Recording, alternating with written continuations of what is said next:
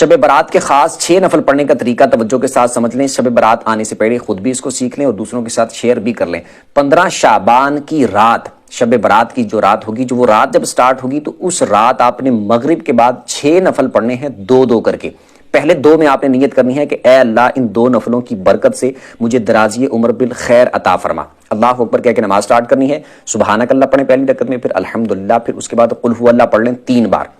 رکوع سجدے کر کے 1 رکعت، اس کے بعد دوسری رکعت میں آپ الحمدللہ پڑھیں، اس کے بعد پھر 3 بار قل هو اللہ پڑھ لیں. رکوع سجدے کر کے اتحیات پہ بیٹھ جائیں، اتحیات پڑھ کے درود پڑھ کے دعا پڑھ کے سلام پھر کے 2 نفل پورے کریں، اور اس کے بعد پھر آپ نے 21 بار قل هو اللہ پڑھنی ہے، یا پھر 1 دفعہ سورہ یاسین پڑھ لیں. اس کے بعد پھر آپ نے 2 رکعتوں کے لیے کھڑے ہونا ہے. اس میں آپ نے نیت یہ کرنی ہے کہ اے اللہ ان 2 نفلوں کی برکت سے میری بلاؤں سے حفاظت فرما.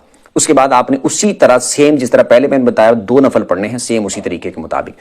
پھر یہ 2 پڑھنے کے بعد آپ نے پھر 21 دفعہ قل هو اللہ پڑھ لینی ہے، یا پھر 1 دفعہ سورہ یاسین پڑھ لینی. اس کے بعد پھر آپ نے 2 اور پڑھنے کے لیے کھڑے ہونا ہے. اس میں آپ نے نیت یہ کرنی ہے کہ اے اللہ ان 2 نفلوں کی برکت سے مجھے اپنے سوا کسی کا محتاج نہ کرنا.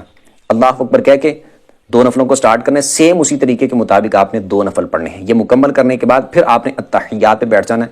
مطلب کہ یہ مکمل کر لیا تو اسی حالت میں بیٹھے بیٹھے پھر آپ اس کے بعد قل هو اللہ پڑھ لیں، یا پھر 21 دفعہ قل هو اللہ، یا پھر سورہ یاسین پڑھ لیں. اس کے بعد اللہ کی بارگاہ میں دعا کریں، انشاءاللہ اللہ کی فضل سے بڑی برکتیں ملیں گی. اگر ویڈیو اچھا لگے تو پلیز لائک کرو، شیئر کرو اور مجھے فالو کرو. Thank you.